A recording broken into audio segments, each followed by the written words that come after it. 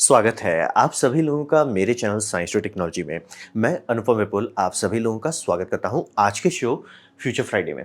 आज हम लोग डिस्कशन करेंगे न्यूक्लियर एनर्जी, क्या भविष्य में इसका कोई जगह है कि नहीं। और यहाँ पे हम लोग फिजन की बात कर रहे हैं, फ्यूजन की नहीं, फिजन जो यानी अभी है, जिसे अभी हम लोग न्यूक्लियर पावर प्लांट के तौर पे इस्तेमाल करते हैं।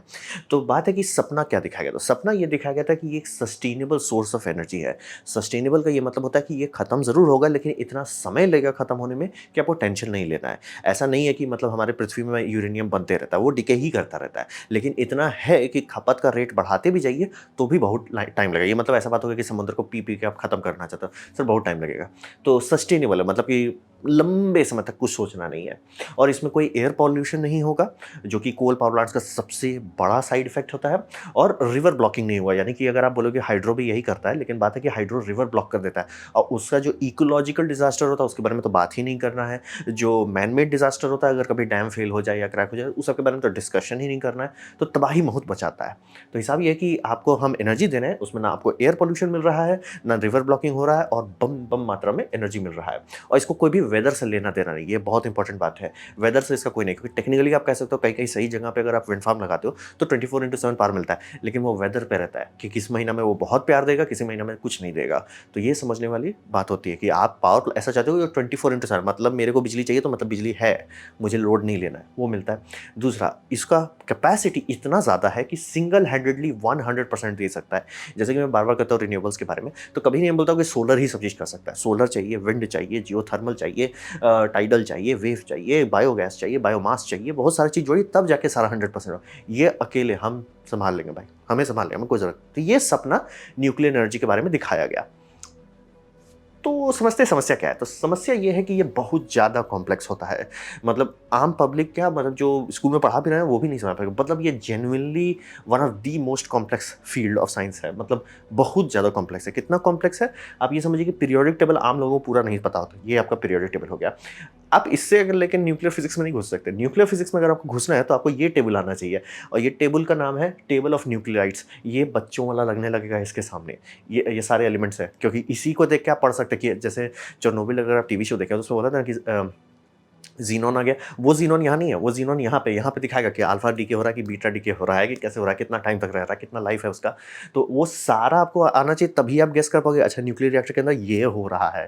तो ये समझना बहुत ज़रूरी है कि बहुत ज़्यादा कॉम्प्लेक्स होता है, क्योंकि बहुत सारी चीज़ आता है और गायब हो जाता है। जैसे इस ज़ीनॉन के बारे में बताइए, ज़ीनॉन बर्न हो जाता है, तो बर्न क्या हो रहा है, क्या वो फिजिकली जल रहा है? नहीं, बर्न होने का मतलब है कि वो न्यूट्रॉन अब्सॉर्ब कर ले रहा है और फिर वो स्टेबल हो जा रहा है। तो ये सब आपको सोचना पड़ेगा। तो आम पब्लिक को तो यहाँ पीरियोडिक टेबल में बैंड बच जाती है और आपको न्यूक्लाइड का टेबल जाना चाहिए। तो समझ लीजिए कॉम्प्लेक्सिटी जो है इसकी, बहुत कम लोग हैं इस पृथ्वी पे जो उतने हाई लेवल तक ट्रेन किए जा सकते हैं और वो इसको ठीक है सेफली ऑपरेट कर सकें। अब प्लस ये समझिए कि न्यूक्लियर फिजन के बारे में बात करें, यानी जो चेरनोबिल में था या फुकुशिमा में था, 3 माइल आइलैंड में था, उसका सबसे बड़ा कमी ये है ना कि मिस्टेक टॉलरेट नहीं करता, कि आप मिस्टेक की वो सीधे उड़ा डालेगा। मिस्टेक नहीं सर जी, नहीं मिस्टेक नहीं। जैसे सोलर में आप क्या कर सकते हैं, जैसे एक बड़ा सा सोलर फार्म है, आप क्या कर सकते हैं, बहुत बेवकूफ़ी आपकी है, महान बेवकूफ़ी।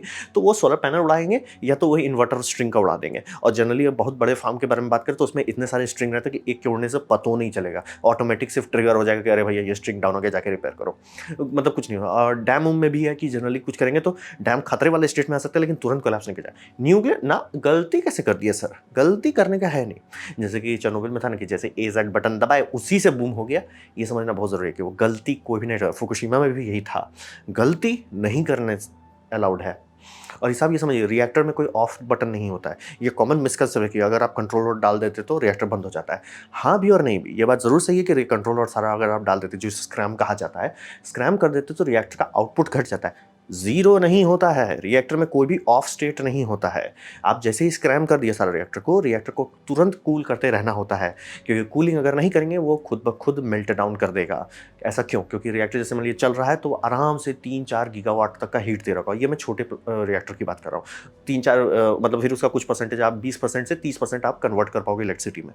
ठीक है, उतना वो गर्मी था। आपने सारे स्क्रैम कर दिया, सारा इमरजेंसी किया, तो इसका ये मतलब नहीं कि उसका पावर आउटपुट जीरो हो गया है। उसका पावर आउटपुट घट के 200-300 हो जाएगा। बोला ऐसा क्यों? बात है फ्यूल फिजन किया, तो उसमें जो वेस्ट फ्यूल है वो भी तो रेडियो एक्टिव है सर, उसको भी टाइम लगेगा डीके करने में। कुछ डीके एलिमेंट मतलब 10 दिन 12 दिन तक लग सकते हैं। तो रिएक्टर बंद होने के बाद, यानी कि आपने कंट्रोल रॉड सारी इंसर्ट कर दिया, उसके बाद उसे ठंडा करते रहना होता है, जो कि फुकुशिमा में फेल हो गया। तो ये समझना बहुत ज़रूरी है कि रिएक्टर बंद करने के बाद कई कई घंटों तक, मिनिमम कहा जाता है कि 24 घंटे तक उसमें पानी का एक ज़रा सा भी प्रेशर ड्रॉप नहीं होना चाहिए और वो पानी आपको हीट हटाते जाना है। ऐसा नहीं कि सिर्फ पानी रखो वहाँ पे, वो पानी बॉयल होगा। क्यों? क्योंकि मेगावाट का हीट अभी भी वहाँ है। कंटिन्यूअसली उससे निकाल के आप टरबाइन से एनर्जी निकाल नहीं ले रहे हो, इसीलिए वहाँ बहुत खतरनाक सिचुएशन है। उसको कंटिन्यूअसली कूलिंग करते रहना होता है। और इसका अगर आप रियल वर्ल्ड में एग्जांपल देखना चाहते हो तो ये देखिए, स्पेंट फ्यूल को ठंडा करने के लिए पूल में डालना पड़ता है और वो भी साल भर के लिए। तो ये समझना बेहद ज़रूरी है। बहुत कॉमन मिसकंसेप्शन है कि रिएक्टर बंद कर देंगे, कुछ गड़बड़ हो गया तो। रिएक्टर बंद नहीं होता है। रिएक्टर में कोई स्टेट ऐसा नहीं कि जहाँ रिएक्टर बंद हो गया कोई टेंशन नहीं।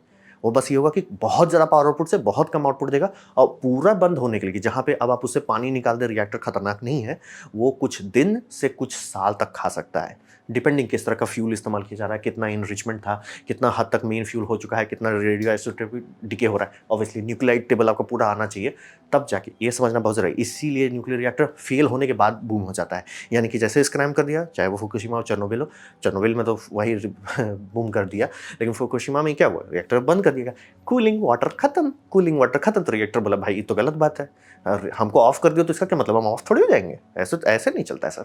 और फिर वो वहाँ पे तो यही हुआ ना कि पानी यहाँ पे बॉईल होने लगा। बॉईल होने में क्या हुआ, पानी बहुत नीचे आ गया। बहुत नीचे आने से क्या हुआ, पानी स्प्लिट करने लगा रेडियो एक्टिव एलिमेंट्स के पास। स्प्लिट करने का मतलब क्या होता है, वहाँ हाइड्रोजन और ऑक्सीजन परफेक्ट मात्रा में है, बहुत गर्मी है। तो ये समझना बहुत ज़रूरत है, रिएक्टर कभी भी बंद नहीं होता है। बंद करके कि हाँ उसको ठीक है बंद हो गया, वो कुछ महीनों तक लग सकता है। तो ये समझना बहुत ज़रूरी है। इसीलिए कि हम रेड बटन दबा देंगे चिल हो जाएगा, वैसा कुछ नहीं होता। बहुत सारे मैं मॉड्यूलर रिएक्टर मिल रहा है कि it's like you can scram it as quickly as possible. It's like pointless है सर। स्क्रैम करने के बाद भी उसे कूलिंग करते रहना होता है। बस हाँ, रन अवे रिएक्शन नहीं होगा आपका, मतलब 3 मेगावाट की जाए, लेकिन मेल्ट एंड रन तो होगा। रिएक्टर तो आपका स्वाहा हो ही जाएगा, और वो बेस्ट केस सिनेरियो कि सिर्फ रिएक्टर स्वाहा हो। वर्स्ट केस में वो बिल्डिंग स्वाहा कर देगा, जो कि देख चुके हैं, रियल वर्ल्ड में हो चुका है। तो सबको पता है कि भाई हलवा नहीं है। अब बात करते हैं कीमत का। जो यहाँ पे सबसे कॉमन चीज़ रहता है कि वो सस्ता है, न्यूक्लियर सस्ता है। ये बात गलत है। ऐसा क्यों गलत है? क्योंकि बात है जितने न्यूक्लियर प्लांट्स का कॉस्ट आपको अभी बताया जाए, वो सारे पुराने प्लांट के कॉस्ट पे बेसिस पे है कि पहले सस्ते में बन जाता था तो उसका दाम को दिखा के आपको बताया जा रहा है। बात है अभी उसका दाम बहुत ज़्यादा है। और अगर आप उस ऑप्टिमिस्टिक एस्टिमेट को भी लेते हो कि सबसे बेस्ट केस सिनेरियो को बताया जा रहा है, तो भी वो बहुत महंगा है, बहुत बहुत बहुत ज़्यादा महंगा है। चाहे वो जर्मनी बनाया जा रहा हो, चाहे फ्रांस बनाया जा रहा हो, चाहे इंडिया बनाया जा रहा हो, बहुत ज़्यादा महंगा होता है। और ये ऑप्टिमिस्टिक बता रहा हूँ, रियलिस्टिक को तो छोड़ दीजिए, मैं ऑप्टिमिस्टिक बता रहा हूँ कि बहुत ज़्यादा वो महंगा होता है, कैपिटल कॉस्ट बहुत ज़्यादा होता है। और ROI यानी रिटर्न ऑन इन्वेस्टमेंट, यानी जो भी प्राइवेट एंटिटी उस पर पैसा लगाएगी या जो भी गवर्नमेंट लगाएगी, उसे रिटर्न ऑन इन्वेस्टमेंट यानी कि जितना पैसा उसमें लगा था वो रिटर्न आने में कई दशक लगेंगे, और ये रास्ता अब और लंबा होते जा रहा है। और प्लस आपको इसमें ये हिसाब भी डालना होगा ना, इन्फ्लेशन भी डालना पड़ेगा। तो समझ लीजिए कि बैंड बच जाने वाली है। आज अगर आप स्टार्ट करते हो ना कि मैं यहाँ पे जैसे मान लीजिए बिहार में एक न्यूक्लियर पावर प्लांट बनाना चाहता हूँ, इतना दाम आएगा उसका कि भाई छोड़ दे भाई, कोई फायदा नहीं है। और वो ऑप्टिमिस्टिक बात करो, क्योंकि मुंह खोल के बोलेगा भाई देखिए 15 साल तक तो आपको चलाना पड़ेगा, तब जाके आपका इसका प्रॉफिट शुरू होगा। हाँ, उसके बाद तक 25 साल तक आपको प्रॉफिट देगा। वो 15 साल सर आप कहाँ से टिकाओगे, और उतना बड़ा कैपिटल लोन कहाँ से उठाओगे? तो सब ये रहता है। और रहा बात सेफ्टी की, बात होती है जो काफ़ी लोग मिसकंसेप्शन करते हैं। कोई भी आदमी, कोई भी इंजीनियर, साइंटिस्ट रिएक्टर बनाता है तो सेफ ही बनाता है। बस बात है कि जितना सेफ्टी आप उसमें मांगते जाएंगे उसका दाम बढ़ता चला जाएगा। उसका जो एक्सपेंस है, यानी कि जैसे कंटेनमेंट, ये सबसे चेर्नोबिल का सबसे एक्यूरेट लाइन था, इज चीपर। मतलब क्यों कंटेनमेंट बिल्डिंग नहीं है? सस्ता है। फुकुशिमा में था कंटेनमेंट बिल्डिंग, कोई खास फर्क तो पड़ा नहीं ना, बूम तो तब भी हो गया, तब भी एरिया को क्लियर करना पड़ा। तो ये समझने वाली बात होती है कि क्या पैसा बना सकते हैं, सब बर्दाश्त कर ले। हाँ, लेकिन वो कंटेनमेंट बिल्डिंग का दाम इतना बढ़ जाएगा कि भैया ऐसे ही आपको 10-15 साल लगेगा उसका ROI आने में। वो बोल देता है सर 35 साल लगेगा ROI होने में, और प्लस ये आप मान के चलो कि प्लांट कुछ बिगड़े नहीं 35 साल में, जो कि होगा। उसका हीट एक्सचेंजर खराब होगा, बहुत सारे फॉल्ट आएंगे, इक्विपमेंट्स अपडेट करना होगा। तो समझ रहे हो, वो बोलेगा सर 40 साल बाद इसका ROI हो, कोई प्राइवेट कंपनी हाथ नहीं लगाएगी। तो इसीलिए आपको नहीं देना। और प्लस ये होता है कि लोग अफोर्ड कर, कोई नहीं कर सकता, क्योंकि ये एक होता है ना कि गवर्नमेंट से एक्सपेक्ट करना। तो आम लोग अपने नज़र से हटा देते हैं कि गवर्नमेंट कोई मैजिकल चीज़ है, उसका मैजिकल पैसा नहीं है ना सर, वो आपके टैक्स पे ही चल रहा है। आप जो बिजली बिल भर रहे हो उसी से कंपनीज को प्रॉफिट हो रहा है। तो आप क्या महंगा बिल दे पाएंगे? जर्मनी में लोगों की अभी बैंड बज रही है, फ्रांस में भी बैंड बजना शुरू किया, वो बाद में बताएंगे। तो नदी सुखाने लगा तो पता चला कि भैया ये सब प्लांट बिना नदी के तो चलेगा नहीं। तो ये समझने वाली बात होती है कि सबको सस्ता बिजली चाहिए, और ये सोर्स जितना आप सेफ बनाएंगे कि हाँ हम ऐसा सेफ कर देते हैं कि कोई टेंशन नहीं हो, वो महंगा होते जाएगा। और ये तो मैंने आपको बताया कोर कॉस्ट जो आप बिल्डिंग बना रहे हो उसका कोर कॉस्ट। फिर अगर जो लोग उसके अंदर काम कर रहे हैं उनको रेगुलर और प्रॉपर स्टाफ ट्रेनिंग अगर आप देते जाएंगे, वो एक रनिंग कॉस्ट आपको बढ़ा देगा। यानी कि स्टाफ को ढंग से रखो। जैसे कि चेरनोबिल में एक सिंपल सा मिस्टेक के कारण बहुत हाई तबाह हो गया। अगर उनका ये रहता कि स्टाफ जो स्विच ओवर कर रहा है, एक स्टाफ हटा, दूसरा स्टाफ आने वाला है, मतलब क्रू जो चल रहा है, क्रू रोटेशन है, उनके बीच में अगर ट्रेनिंग रहती कि हम पूरा डिटेल तुमको देंगे, तुम समझे कि नहीं, हम चेक करेंगे तुम समझ गए, हाँ तब हम हैंड ओवर करेंगे, तब जाके हम निकलेंगे, ताकि मतलब सब चीज़ सेफ रहे, वो ट्रेनिंग देना होता है। और प्लस आपको बार बार देना होता है, क्योंकि हर कोई भूल जाता है। ट्रेनिंग, सेफ्टी ड्रिल, ये सब बार बार कराना होता है। बार बार कराने से क्या होता है? टका। ये आपका कहाँ जाएगा? रनिंग कॉस्ट में। तो रनिंग कॉस्ट भी आपका दाम सालों साल बढ़ते जाएगा। बोल रहे हैं ना, हर साल आपका इन्फ्लेशन तो भाग रहा है, उसके हिसाब से आपको एडजस्ट करना है। और उसके बाद अब बात करते हैं, जो वेस्ट निकल रहा है उसको स्टोर करना पड़ेगा। यहाँ लोग बोलते हैं कि स्टोर किया जा सकता है, उससे फर्क नहीं पड़ता कि स्टोर कर सकते हैं या नहीं कर सकते। क्या ये फ्री है? क्योंकि अगर कोयला पावर प्लांट का वेस्ट देखें, जैसे कि आपका जो फ्लाई ऐश होता है, वो सीमेंट प्लांट मुंह दिखाएगा खरीदता है। कुछ कुछ केसेस में अरे यहाँ coal power plant, cement power plant बगल में बना दिया जाता है कि भैया आपका फ्लाई ऐश लेके हम सीमेंट बनाते हैं, हम आपको पैसा देंगे उसका। तो ये समझने वाली बात होती है कि ये वैसा चीज़ नहीं है, इसके लिए आपको खर्च करना है। और ये जैसे मान लीजिए जो भी कंपनी आपसे कॉन्ट्रैक्ट ली, वो तो अपना कॉन्ट्रैक्ट बढ़ाती जाएगी ना, कि एक साल का उन्होंने आपसे कॉन्ट्रैक्ट लिया था, तो बोले कि भैया $2 मिलियन में हम आपका ये सारा काम निपटाते हैं, ठीक है। अगले साल तो उसने दाम बढ़ा देना है, क्योंकि ऑब्वियसली इन्फ्लेशन से तो उसकी भी बैंड बज रही है। और ये जो जैसे कि मतलब ऐसे टनल खोद के एकदम अंडरग्राउंड करते हैं, क्या ये फ्री का आ रहा है क्या? कब से ये सब टेक्नोलॉजी फ्री में कब से मिलने लगी? बस हाँ जाएंगे ऐसे खोल देंगे, कंप्यूटर में करना है में इसको कोई $1000 लग जाएंगे किसी भी ट्रेंड प्रोफेशनल को देने में। रियल वर्ल्ड में करने में सालों लगेंगे, और टका तो सोचना ही नहीं है। तो यही टका इसे रिलेटेड बात है। क्या इसे ऐसा सेफ बना सकता है कि कुछ दिक्कत नहीं हो? मिलिट्री वाले काफ़ी सेफ रहते हैं। क्यों? ट्रेनिंग, टका पानी की तरह बहाया जाता है। उसकी बिजली अगर आपको खरीदनी पड़ जाए उसके सही रेट पे, लुट जाइएगा। और फिर आपको स्टाफ की ट्रेनिंग, जितने लोग काम कर रहे हैं उनकी ट्रेनिंग अगर आपको देनी पड़ेगी पूरा ढंग से, हर साल उसका कीमत बढ़ते जाएगा। तो मतलब ऐसा ना, अरे भैया हम तो सोचे थे सस्ता मिलेगा, लुट जाइएगा। इसीलिए नए पावर प्लांट्स का कंस्ट्रक्शन ऑलमोस्ट खत्म हो गया है, कि जो बहुत साल पहले से लगे हुए थे उसको भी रोक आके किसी तरह से पूरा किया जाए, लेकिन अब कोई नहीं हाथ मारना चाहता, क्योंकि मैथमेटिक्स इकोनॉमिक्स का ही साथ नहीं दे रहा है। नहीं बोले, जैसे ही ये फुकुशिमा हुआ था तो लोग समझ गए कि नहीं, न्यूक्लियर सिर्फ हुलूल, सब कहते हैं कि हमको पता है, हम सेफ बना सकते हैं। भले इसमें कहेगा कि ह्यूमन फॉल्ट था, लेकिन बात वही होता है ना कि इंसान गलती करता है, ये गलती एक्सेप्ट नहीं करता है। तो कॉस्ट में बात की, कॉस्ट इफेक्टिव एकदम नहीं है। जो लोगों को मूर्ख बनाया जा रहा है ना कि शुरू में महंगा, अरे शुरू में वो इतना महंगा कि कोई अफोर्ड नहीं कर सकता। प्लस रनिंग कॉस्ट बढ़ते चला जा रहा है आपका, चाहे वेस्ट स्टोरेज का हो, चाहे ट्रेनिंग स्टाफ का हो, क्योंकि सर सोलर आसान होते जा रहा है, सारी टेक्नोलॉजी आसान होते जा रही है। ये इकलौता जो महंगा पे और महंगा होते जा रहा है। अब बात करते हैं युद्ध के बारे में। तो युद्ध में ये समझिए कि सबसे बड़ा समस्या है इस दुनिया में, जिसे कहते हैं न्यूक्लियर प्रोलिफरेशन, यानी कि जो भी देश न्यूक्लियर पावर पहले पकड़ लेते हैं वो कोशिश करते हैं कि दूसरा और कोई ना पकड़ पाए। जैसे कि दुनिया में 200 देश हैं, तो हर कोई चाहता है कि पूरे 200 देश के पास ना हो। लेकिन प्रॉब्लम है कि ये वैसी बात होती है, इंडिया चाहता है कि इंडिया के पास हो, लेकिन पाकिस्तान के पास नहीं हो। पाकिस्तान बोलता है भैया इंडिया के पास ना हो, हमारे पास हो। हर देश लड़ने मरने पर आ जाता है इसी बात। और हर दूसरा तीसरा देश जो बड़ा देश है वो कोशिश करता है कि नहीं भैया तुम हमारे ग्रुप में रहो, नहीं तो हम उड़ा देंगे। समझ रहे? मतलब ये इंसानियत के कारण हौच-पौच जो है बहुत सीरियस हो जाता है। और हिसाब ये समझिए कि ये ह्यूमन नेचर है। ये ऐसा नहीं कि वो बुरे हैं, ये नहीं, सब एक ही जैसे हैं, सब के सब एक जैसे। इसीलिए बोला कि पाकिस्तान चाहेगा कि हमारे पास ना हो, उनके पास हो, हम भी वही चाहेंगे। नेपाल भी वही चाहेगा कि भूटान के पास ना हो, भूटान भी चाहेगा कि नेपाल के पास ना हो। ये कॉमन इंसानियत वाली बात होती है। तो ये समझने वाली बात है, एकदम क्रिटिकल इंपॉर्टेंट बात आपको समझना पड़ेगा कि ये एक हकीकत है कि कोई भी न्यूक्लियर प्रोलिफरेशन नहीं चाहता और हर कोई एक दूसरे को रोकना चाहता है। तो बात है कि यहाँ पे न्यूक्लियर वॉरहेड्स की बात नहीं हो रही है, तो न्यूक्लियर टेक्नोलॉजी की बात करें, लेकिन बात ये समझिए कि फिजिक्स तो सेम है ना। जो इंजीनियर्स एक्चुअल रियल वर्ल्ड में काम कर चुके होंगे न्यूक्लियर रिएक्टर में, वो न्यूक्लियर बूम भी बना सकते हैं। और एक्चुअल उनकी ट्रेनिंग है, उन्होंने पढ़ाई किया, उन्होंने एक्चुअली देखा कि अच्छा रिएक्टर में ऐसे एनर्जी आउटपुट होता है, ऐसा हो रहा है कि उसका ट्रांसफर होता है। ये बात समझना बहुत ज़रूरी है। ये यूएस को बाद में समझ आया। पहले उनका था कि हम सबको रिएक्टर बेच देंगे और वो लोग को बस मेंटेन करना सीखेंगे। बाद में समझ में आया कि अरे मेंटेन करना, अगर वो सही सही में कभी ढंग से मेहनत करके पढ़ाई करके मेंटेनेंस करना सीख लेगा एक्चुअल न्यूक्लियर रिएक्टर, वो जान जाएगा सस्ता सस्ता बूम कैसे बनाते हैं। तो बेसिक न्यूक्लियर, हाँ थर्मो न्यूक्लियर नहीं जाएगा, ये समझ लो, वो फ्यूजन पे चलता है, वो नहीं जा पहुंच जाएंगे, लेकिन फ्यूजन तो पहुंच जाएगा। फ्यूजन पहुंच गए तो बम तो बन गया ना सर। तो इसीलिए इसका न्यूक्लियर रिएक्टर का प्रेफरेशन रोक दिया गया कि मतलब यूएसए का शुरू में यही था कि हम सब देश को ये दे देते हैं और ताकि वो अपना बूम नहीं बनाए सर, क्योंकि सब स्टार्ट क्या करता कि हम अपने न्यूक्लियर एनर्जी के लिए कर रहे हैं। तो इनका था कि हम ही आपको रिएक्टर दे देते हैं, आप चलाओ, आप बिजली लो जितना बिजली आपको चाहिए। लेकिन बाद में वही समझ आ गया, अगर रिएक्टर ऑपरेटर्स ढंग से पढ़ाई कर रहे हैं, ढंग से मेहनत कर रहे हैं, ढंग से ऑब्जर्व कर रहे हैं, सारे प्रोसीजर्स को फॉलो कर रहे हैं, न्यूक्लियर वेस्ट को हैंडल कर रहे हैं, वो सीख ही जाएंगे कि कैसे बनाया जाता है। थर्मो न्यूक्लियर नहीं जा पाएंगे, लेकिन बेसिक बेसिक तो बना लेंगे सर। तो वही रहता है। ये तो हुआ आपका न्यूक्लियर प्रेफरेशन साइड, इसीलिए कोई भी कंट्री अब दूसरे कंट्री को न्यूक्लियर रिएक्टर्स बेचना बंद कर दिया। अब बात करते हैं दूसरा कि जब युद्ध हो रहा है दो देशों को, जैसे कि रशिया और यूक्रेन में हो रहा है, तो ये परफेक्ट टारगेट बनता है और ये टारगेट आप ही को लपारिस बना देता है। तो हिसाब समझिए जैसे कि रशिया अगर सबस्टेशन पे बूम मारता है, मिसाइल मार देता है, सबस्टेशन उड़ गया, ठीक है। अब यहाँ पे आप तुरंत फायर फाइटर को भेजिए, रिपेयर कराइए, तुरंत कीजिए, 4 से 8 घंटे के अंदर आप सबस्टेशन वापस ला सकते हैं, बल्ले बल्ले। अब वही सोचिए न्यूक्लियर के आसपास जो ये लोग बूम बॉम्बिंग कर रहे हैं, गलती से रिएक्टर सही में बुड़ गया, तब इसके पास तो आप किसी आदमी को भी नहीं भेज पाएंगे ठीक करने के लिए, और ठीक करेगा भी क्या, कंटेनमेंट करना होगा, और कंटेनमेंट ही सबसे पहला चीज़ उड़ेगा, तो हिसाब रहता है कि आप करोगे क्या। ये समझ रही है, आपके देश को ही विकलांग बना दे रहा है कि अरे मतलब इसको बचाओ, इसी को सब चीज़ करो। जो कि एक बार हुआ था कि ईरान इराक वॉर के आसपास की बात है कि किसी एक कंट्री ने खरीद लिया था, फ्रांस से खरीदा था, फ्रांस भेजा था, तो वो लोग पूरा मतलब एयरफोर्स भेज भेज के बूम बॉम्बिंग कर रहे थे। तो अभी ये जो रशिया कर रहा है कोई नई बात नहीं है, लेकिन आप समझ रहे हैं कि आपके देश में ये नहीं होना चाहिए ना। आप सोच लो कि फ्रांस हो, आप एकदम अरे हमारे सब चीज़ बढ़िया, रशिया से लड़ाई से हुआ, रशिया को पता है कि आपका हम ज़्यादा कुछ नहीं कर सकते, लेकिन बोले अरे सर आपके पावर प्लांट्स तो बड़े बड़े बढ़िया हैं, हम उसी पर मार देते हैं, लीजिए अब आप सल्टाइए, आप अपने आप सल्टाइए, मेहनत कीजिए सर आप। तो ये समझने वाली बात होती है कि युद्ध में भी ये बहुत बड़ी कमज़ोरी बन जाती है, जो सोच के आप करते हैं। जैसे वर्ल्ड वॉर 2 में डैम्स को तोड़ने के लिए डैम बस्टर्स बूम बनाए गए थे, मतलब मेहनत करके इंजीनियर्स बनाए कि सिर्फ डैम को स्पेसिफिकली कैसे उड़ाया जाए। तो यही समझने वाली बात होती है कि कोई भी ऐसा चीज़ आप अपने अंदर नहीं रखना चाहिए कि युद्ध के टाइम में वही आपकी विकलांगता बन जाए।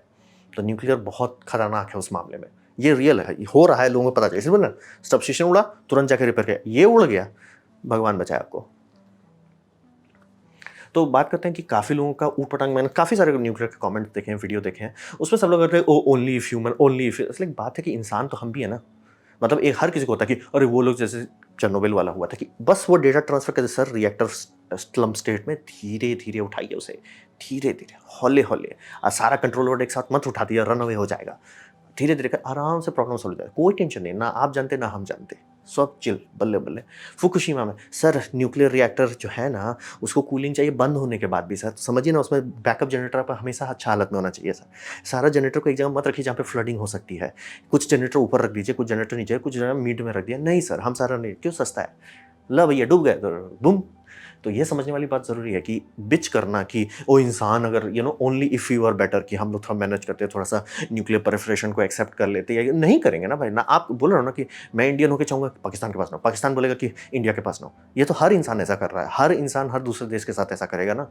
तो ये समझिए कि इंसानियत को समझिए, और इंसानियत के हिसाब से ये समझिए कि उसी के इर्द गिर्द आपको काम करना है। जैसे एरोप्लेन्स पे एक पायलट क्यों नहीं रखे जाते, आराम से चला सकता है प्लेन आराम से, और 90% टाइम में ऑटोमेटेड ही रहता है, कोई ज़रूरत नहीं होती है उसको कुछ करने की, लेकिन क्यों दो रखे जाते हैं। एक गलती करेगा दूसरा पकड़ तो लेगा, और अगर जब भी कुछ ऑटो पायलट फेल होता है, एक पायलट ओवरवेलम हो जाएगा, सारा चीज़ एक साथ करने की कोशिश किया, तो दो रहते हैं, हाँ भाई संभाल लेंगे दूसरे को। तो वही समझिए कि इंसानियत की जो भी प्रवृत्ति है, आप उस प्रवृत्ति के हिसाब से चलोगे, इन्हें कि नहीं नहीं यहाँ पे कभी वॉर नहीं होगा, ये कौन बात हो गया सर, ये कौन सा बात हो गया, ये कौन सा मंदबुद्धि वाली बात होगी कि यहाँ वॉर नहीं होगा। आप वॉर के हिसाब से बनाओगे कि हाँ आप ऑब्वियसली ओवर बिल्ट नहीं करोगे, नहीं वेस्ट करोगे पैसा, लेकिन ऐसा होगा नहीं, थोड़ा संभाल लेना चाहिए, थोड़ा थोड़ा थोड़ा बाहर पुश रहा है, तो भी समझिए। और कॉस्ट सबसे ज़्यादा मायने रखता है, कीमत ही, अगर आप अफोर्ड ही नहीं कर सकते, न्यूक्लियर का ढिंडोरा पीट के क्या फ़ायदा होगा। अफोर्ड ही नहीं कर सकते, जहाँ मुंह खोल के बोला हाँ सर 5,000 करोड़ लगेगा बनाने में, लेकिन पागल के 5,000 करोड़ में पूरा रेगिस्तान को हम लोग सोलर से कवर कर देंगे और अगले दिन बिजली बिल कितना बंद कर देंगे। मतलब बहुत महंगे होते हैं न्यूक्लियर रिएक्टर्स। वैसे जो इंडिया में थोरियम रिएक्टर 2012 में चालू होना चाहिए था, एक्सपेरिमेंटल, अभी तक नहीं हुआ है। तो वही समझिए कीमत सबसे ज़्यादा मायने, और इसका कीमत ही नहीं सपोर्ट करता, इसलिए बोलते हैं सब 3 लेयर क्या है, फिजिक्स, इंजीनियरिंग और इकोनॉमिक्स। इकोनॉमिक्स बोलता है नहीं सर जी नहीं होगा। और फिर आप कंपेयर करते हैं कि क्या हमारे पास ऑप्शन है, सोलर डालिए, विंड डालिए, जियोथर्मल डालिए, टाइडल डालिए, बायोफ्यूल डालिए, ये सब डाल देते हैं। ये ज़रूर है कि आपको इतने सारे को जोड़ना पड़ेगा, लेकिन किसी एक में भी ऐसा फॉल्ट नहीं है कि अरे उसको उड़ा दिया तो पूरा देश ही उड़ गया, वो नहीं होगा, ये समझ वाला। और ये सब समझिए जो मैं बता रहा हूँ सारे उप्स प्रूफ हैं, उप्स मैंने गलत बटन दबा दिया, उप्स, वो सब नहीं होगा। वॉर से नुकसान होगा, तबाही होगा, लेकिन ये तांडव नहीं मचेगा। जैसे ये डैम, इसीलिए मैं हाइड्रो पावर नहीं जोड़ता हूँ आजकल। ये देखिए डैम टूटा, ये रिसेंट माहौल है, पूरा इतना बड़ा एरिया को वो फ्लड कर डाला टॉक्सिन से कि बात ही नहीं करना है। तो ये समझना बात ज़रूरी है कि आप इंसान की प्रवृत्ति के हिसाब से चलोगे, नहीं ये इंसान अच्छे रहेंगे, नहीं नहीं ठीक, इंसान जो है, जो अच्छी बात है अच्छी बात है, जो बुरी बात है वो बुरी बात है, बस उसके हिसाब से आपको चलना होता है। बस सपने में नहीं चलना होता कि हम लोग ऐसा कर लेंगे, इट्स लाइक नहीं, नहीं, जैसे जैसे मैं ऊट-पटांग लोगों का देख रहा था स्वीडन में कि it's like we should be peaceful, it's like भाई पुतिन घुस जाएगा घर में, उसको कोई लेना-देना नहीं है। रियलिस्टिक रहो, तो वही वाली बात होती है कि इंसान है, इंसान के हिसाब से चलिए। न्यूक्लियर उसके हिसाब से सूट नहीं करता है। इसीलिए मैं पूरी तरह से एंटी न्यूक्लियर हूँ। तो ये था मेरा प्रेजेंटेशन न्यूक्लियर एनर्जी के बारे में, क्या वो हमारे भविष्य में रोल प्ले करेगा कि नहीं। उम्मीद करता हूँ आपको अच्छा लगा, कुछ सीखने मिला, कुछ समझ में आओ। अगर ऐसा है लाइक कर दे, दोस्तों के साथ शेयर कर दे, उससे मेरा काफ़ी भला होगा। नहीं अच्छा लगा, नहीं पसंद आया, कोई बात नहीं, आप डिसलाइक दबा सकते हैं। मैं कहूँगा डिसलाइक 2 बार दबाएँ, उससे मुझे पता चलेगा कितना पसंद हुआ है। मैं आपसे कहूँगा कमेंट लिख दें, मैं हर कमेंट को पढ़ने की कोशिश करता हूँ। आपसे कहूँगा सब्सक्राइब कीजिए, बेल दबाइए अगर आप फ्री हैं तो। आपने मेरा वीडियो देखा, जानकर मुझे बहुत खुशी हुई। धन्यवाद।